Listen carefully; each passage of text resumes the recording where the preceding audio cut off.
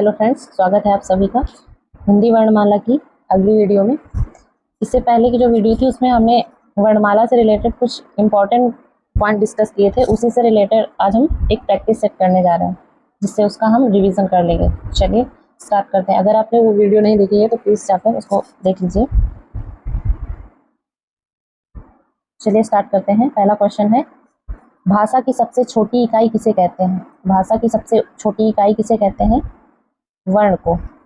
Option A सही है। वर्ण को हम भाषा की सबसे छोटी इकाई कहते हैं। वर्ण को हम ध्वनि भी कहते हैं। ठीक है। वाक्य वाक्य भाषा की सार्थक इकाई है। ये भी क्वेश्चन पूछ लिया जाता है कि भाषा की सार्थक इकाई किसे कहते हैं? तो किसको कहते हैं? वाक्य को। वाक्य को क्या कहते हैं? भाषा की सार्थक इकाई। तो इसमें आंसर कौन सा हो जाएगा? ऑप्शन नंबर ए, भाषा की सबसे छोटी इकाई किसे कहते हैं? वर्ण को। ठीक है, आगे बढ़ेंगे। अगला क्वेश्चन है, श ध्वनि का उच्चारण स्थान क्या है? तो आपको बताना है श ध्वनि का उच्चारण स्थान क्या है। इसका आंसर हो जाएगा तालु। आगे बढ़ेंगे। अगला क्वेश्चन है, हिंदी वर्णमाला में स्वरों की संख्या कितनी है? हिंदी वर्णमाला में स्वरों की संख्या कितनी है? 11। Option number A correct answer है, 11। ये जो बी ऑप्शन है 9, ये संख्या स्वरों की संख्या संस्कृत में होती है। संस्कृत में स्वरों की संख्या कितनी होती है? 9। ठीक है, आगे बढ़ेंगे। अगला क्वेश्चन है, ऊष्म व्यंजन है, इसमें आपको बताना है ऊष्म व्यंजन कौन से हैं। इसका आंसर हो जाएगा ऑप्शन नंबर डी, श, श, ह, ह। एक सभी क्या है? ऊष्म व्यंजन है। अब इसके बाकी जो ऑप्शन है उनको देख लेते हैं। इसमें जो ये य, र, ल, व है, इनको हम अंतस्थ व्यंजन कहते हैं। ये कैसे व्यंजन है? अंतस्थ व्यंजन। ठीक है, ये आपके छत्र, ज्ञ, स्र, ये कैसे व्यंजन है? संयुक्त व्यंजन। ठीक है, इनको हम क्या कहते हैं? संयुक्त व्यंजन। ये य और व, इनको हम अर्ध स्वर कहते हैं। इनको क्या कहा जाता है? अर्ध स्वर।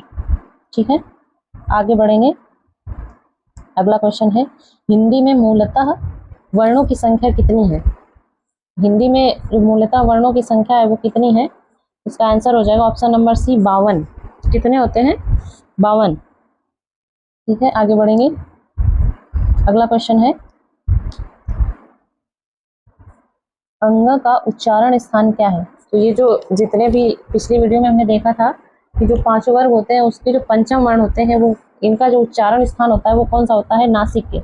इसका आंसर हो जाएगा ऑप्शन नंबर ए, नासिक के। ठीक है, आगे बढ़ेंगे। इसमें कह रहा है काकल्य वर्ण कौन सा है? इसका आंसर हो जाएगा ऑप्शन नंबर डी, ह।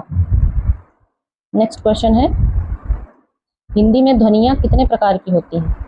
जो हिंदी है उसमें ध्वनियाँ कितने प्रकार की होती हैं? 2। कौन कौन सी? स्वर तथा, पहला हो गया स्वर, दूसरा व्यंजन। ध्वनियाँ कितने प्रकार की हो गई? 2 प्रकार की, स्वर और व्यंजन। अगला क्वेश्चन है, मात्रा के आधार पर स्वर कितने प्रकार के होते हैं? तो मात्रा के आधार पर स्वर कितने प्रकार के होते हैं? तो इसका आंसर हो जाएगा ऑप्शन नंबर डी, 3।